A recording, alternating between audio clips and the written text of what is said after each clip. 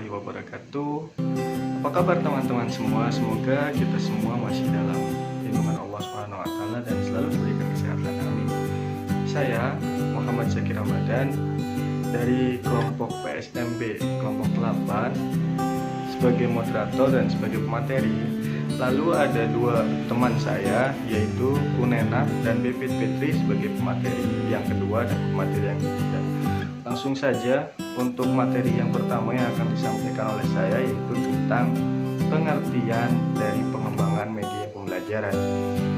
Pengembangan berarti suatu proses atau cara ataupun peningkatan. Lalu secara istilah adalah pengembangan merupakan suatu proses yang dipakai untuk mengembangkan atau memvalidasi produk pendidikan, baik berupa proses, produk, ataupun rancangan. Dan pembelajaran adalah kegiatan di mana guru melakukan peranan-peranan agar siswa dapat belajar untuk mencapai tujuan pendidikan.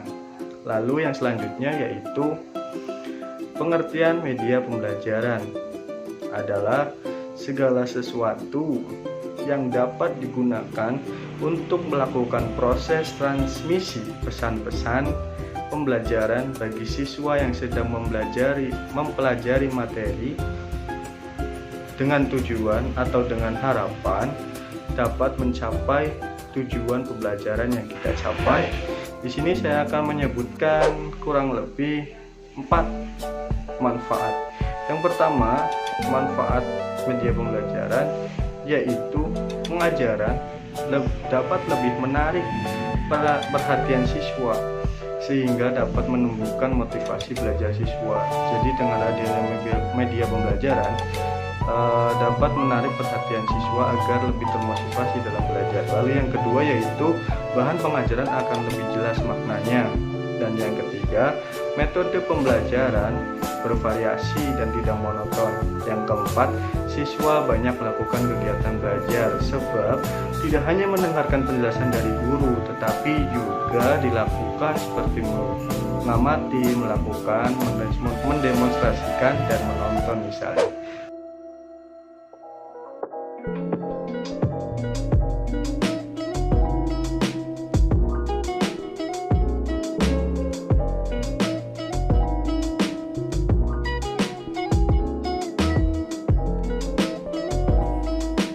Baik, saya Kunena akan menjelaskan materi yang selanjutnya mengenai macam-macam media pembelajaran.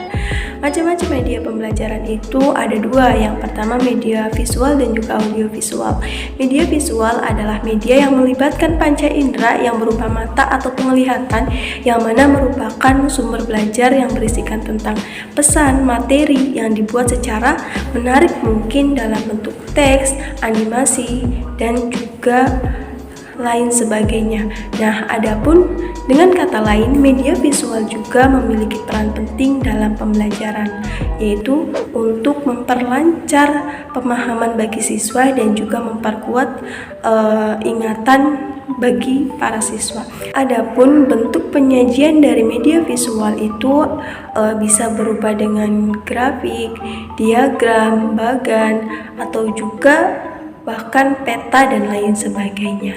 Nah, di samping itu media visual juga memiliki kelebihan dan kekurangan. Kelebihan media visual yaitu dapat dibaca berkali-kali, yang mana analisanya itu akan lebih tajam sehingga mampu membuat para pembacanya atau yang memahaminya itu akan benar-benar mengerti. Nah, lalu media visual juga mampu mengatasi keterbatasan pengalaman yang dimiliki oleh peserta didik. Nah, adapun di samping kelebihan dalam media visual juga terdapat kekurangan, di mana media visual itu memiliki kekurangan yang mana dalam bentuk pengaplikasiannya itu mahal, karena dalam media visual itu harus dicetak terlebih dahulu, dan juga media visual juga kurang terlalu efektif karena hanya berupa gambar, grafik, dan lain sebagainya. Selanjutnya adalah media audiovisual. Media audiovisual adalah media kombinasi antara audio dan juga visual, yang mana dikombinasikan dengan kaset audio yang mempunyai unsur suara dan juga gambar yang bisa dilihat, sehingga mampu membuat siswa itu memperoleh pemahaman yang secara maksimal. Nah, adapun media audiovisual juga dapat disajikan dalam bentuk misalkan film, video, atau bahkan yang lainnya. Nah, di dalam hal ini, media audiovisual juga pastinya memiliki kekurangan dan juga kelebihan. Kelebihan yang dimiliki media audiovisual yaitu memperjelas dalam penyajian pesan yang disampaikan kepada siswa agar mampu dipahami dengan mudah, dan juga media visual juga audiovisual juga mampu menampilkan kejadian di masa lampau. Jadi kita itu bisa melihat kejadian-kejadian di masa lampau melalui rekaman-rekaman yang sebelumnya, misalnya melalui film, video, foto, dan lain sebagainya. Nah, adapun media audiovisual juga memiliki kekurangan, yaitu cenderung menggunakan model komunikasi yang satu arah dan juga tidak dapat digunakan di mana saja, yang mana dapat digunakan hanya dalam tempat atau tetap di tempat, tidak bisa untuk dibawa kemana-mana. Nah, mungkin itu yang bisa disampaikan. Terima kasih. Saya Titik Fitri, di sini saya sebagai pemateri berikutnya. Di sini saya akan sedikit menjelaskan tentang prinsip pengembangan sumber belajar. Prinsip pengembangan sumber belajar mencakup 3 hal. Yang pertama, dasar pengembangan, tujuan pengembangan, serta komponen pengembangan. Kita jelaskan satu persatu. Yang pertama, dasar pengembangan. Dulunya pengembangan sumber belajar di satuan pendidikan didasarkan atas pertimbangan sebagai berikut. Yang pertama, perkembangan ilmu pengetahuan, teknologi, dan seni belajar begitu sangat cepat, sehingga bahan pelajaran yang ada dalam buku teks pelajaran tidak mengikuti pada waktu bersamaan. Yang kedua, waktu yang tersedia untuk belajar secara tatap muka antara pembelajaran dan peserta didik terbatas, tidak cukup mencakup semua pokok pelajaran secara tuntas sehingga tidak mempunyai kompetensi yang ditetapkan.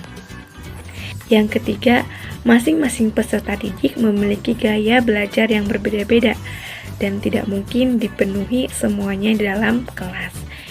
Yang berikutnya, setiap peserta didik dilatih mencari, menemukan, mengolah, dan menggunakan informasi secara mandiri. Yang kedua, tujuan pengembangan. Tujuan pengembangan sumber belajar dapat dilihat dari 2 konteks. Yang pertama, konteks secara umum dan konteks secara khusus.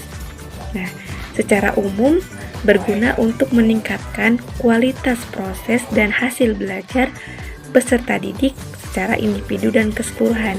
Sedangkan secara khusus, tujuan pengembangan sumber belajar sebagai berikut.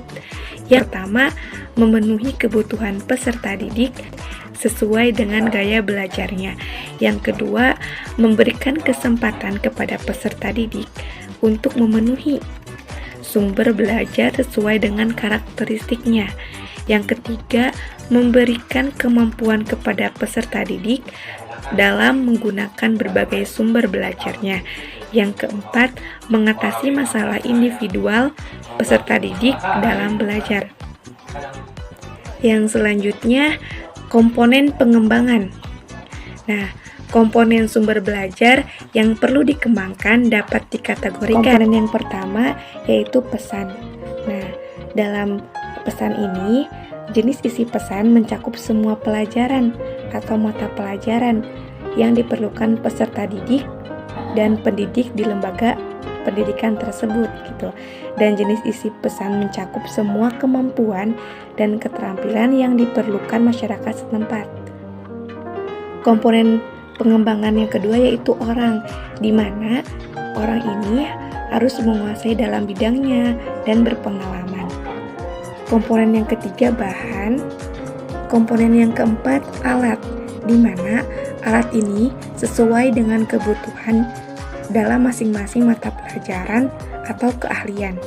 komponen yang kelima yaitu prosedur, di mana dalam prosedur ini mengacu pada tujuan pembelajaran sesuai dengan karakteristik bahan pelajaran atau sesuai dengan keahlian yang kita pilih di sekolah atau SMA tersebut.